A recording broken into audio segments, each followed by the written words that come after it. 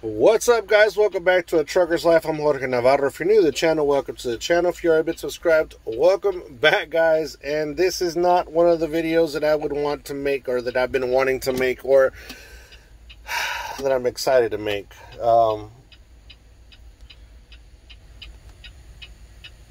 Yep, hot chocolate is down. Hot chocolate is down. Got no warnings, got no check engine lights, but we are down. Jeez. Part of trucking, guys, part of trucking. You got to be willing to, you got to know that these things are going to happen, and, yeah, we're broke down. Luckily, I'm only about a quarter mile at the most from the yard. But unfortunately, it is, what time is it now? I don't even know what time it is. It's like 1 o'clock in the morning, and I got to sit here and wait until road service gets here, and they said they'll be here like around 8 a.m., so I'll be here all morning. Like I said, luckily, I'm in the median, or in the middle lane, the turning lane, so I'm not obstructing traffic or anything. I am kind of this entrance right here to this place right here, but I think they'll be all right to get around. And what I think happened, guys, here's what I think happened. Now, when was it? Well, I didn't post it on here. I posted it on my TikTok. So I went and got my oil changed. And as soon as I got my oil changed, I took off, and I was going over, it was a pretty good pull going over a 610 bridge over here in Houston, and it started kind of missing. And then it ran fine. So I didn't think much of it, other than maybe it got air in the line while I did the oil change and did the fuel filters and all that good stuff. So that happened. I showed up here, and it had something that said about fuel pressure, something with the fuel pressure on when I connected the scan tool, which the scan tool has been coming in clutch for sure, guys. If you don't have one, get one. It doesn't have to be OTR Performance. It can be anybody, any scan tool that you can find out there. But anyways, so I reset everything, and everything was working fine. And then I took off and did some local stuff. And I ran pretty much most of the day doing the local stuff. And then on my way back from picking up a loaded ISO, I was going up another one of the bridges, and it started missing again. And once it did that, it did that, and then all the lights turned off. Like all my lights turned off, and everything worked fine. And it was good. I made it all the way to the yard, parked the truck, and looked at codes, and it's still some type of a pressure code. Well, I guess I should have known that, right? I should have just went ahead and stopped it there, but I kept having that on the back of my mind that it might be something that had to do with air bubbles in the system. So I get my load, get ready to roll out here about an hour and a half ago. Truck's running fine, cranks up fine, everything is good. I take off, and I give it the beans so I can make sure that it's running fine. And it started missing again, and then it just turned off. So I was lucky to just roll it. I just rolled it off to the middle right here. I was very lucky to do that, and was able to stop. So got out looking at things, and I went out to underneath the hood, and I opened the hood and everything, and then I started looking at the fuel filters, and everything looked like it was okay. But then I took off one of the fuel filters that goes, it's a cartridge fuel, well, they're both cartridges, but there's one cartridge fuel filter that actually has, that you can't see it. So I took off the top of that, took that out, and then looked inside the filter, and the filter has a little cut where it seals. So I don't know if that little cut, when the guy put it in, it kind of pinched it and cut it a little bit. I don't know if that is what the problem is, that it's not catching correctly.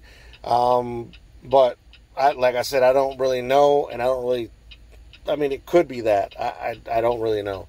But there's no warning lights on it now. But it just spins over and it doesn't crank. So that's my situation right now, guys. This is not the type of videos I'm very excited to make, but it's videos that are real. This is real, and this is what happens out here. And I want you guys to see the good, the bad, and the ugly. And right now it's the ugly, because we're stuck here, like I said, on the side of the road, or in the middle of the road, really.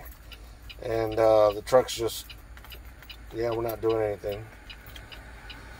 Called the road service. Road service said they won't be here for a while. See, I let it cycle and everything, and see what she does here. But she's not gonna see. No check engine lights, no warnings, no nothing. See if that one turns off there. Okay, so that one didn't turn off anymore. So we have that check engine light still on. And we'll spin it. Yeah, she's not.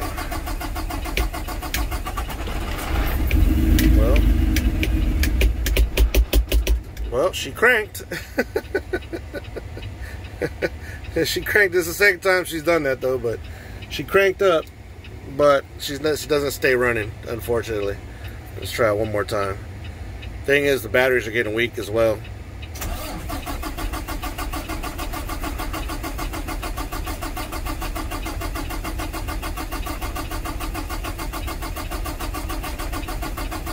Yeah, she's not.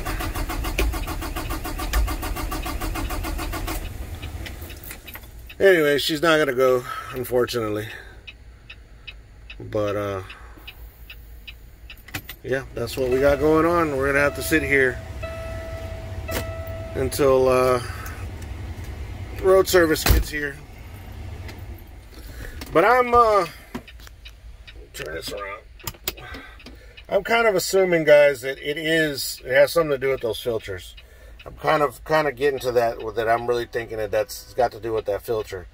And that oil change is going to cost me a few $100s, because I got to get a new filters. I got to get road service come out here, and hopefully we can get it running.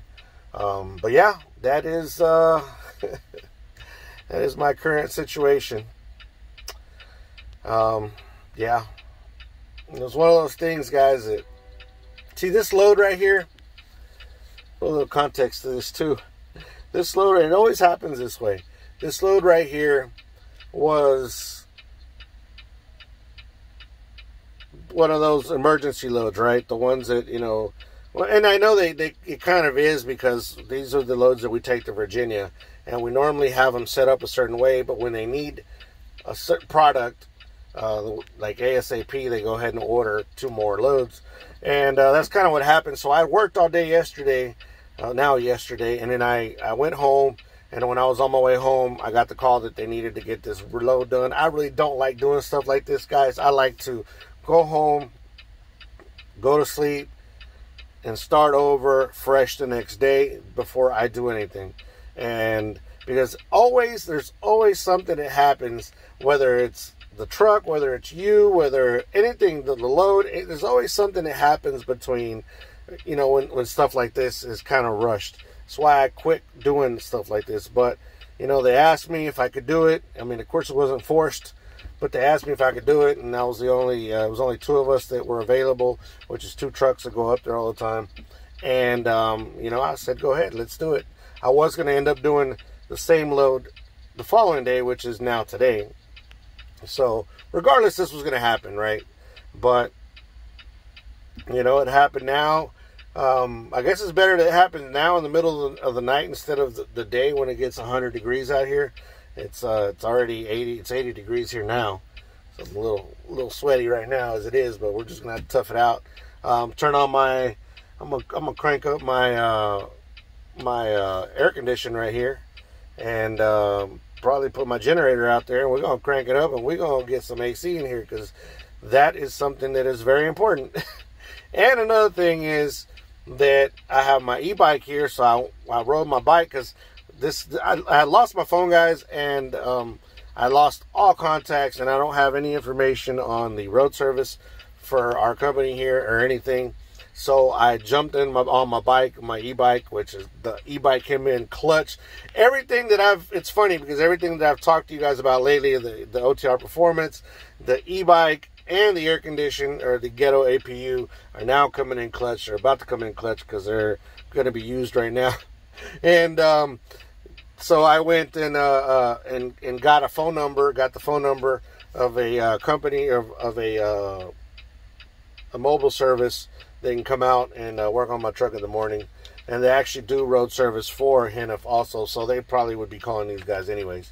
So that's what those things have helped me out to get this stuff done. So I went down there, like I said, less than a quarter mile, got that information, came right back, and you know, of course, I got all my lights flashing. I put out all my reflectors. Everything's out like it's supposed to be. So we're good there. But that's all we can do, guys. Sit here and wait. Stay tuned. Maybe the next vlog, I'll let you guys know, or maybe we will continue this vlog and let you guys know exactly what was wrong with it. But my assumption is that it's that filter. I just have that feeling that it's just a simple filter that's causing all this. But yeah. Okay, guys. Well, if I don't see y'all, if I don't get back to you guys immediately, I will get back to you and let you guys know. But yeah.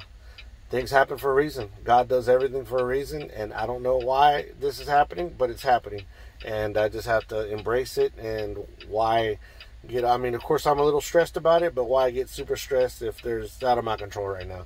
So it just is what it is. But yeah, don't forget to be kind to one another, guys. Help anybody needs help. Anybody contemplating suicide, 1-800-273-8255. Military men and women, thank you so much for your service. See you guys on the next video, and hopefully the next one we will be rolling. Peace. We're out of here.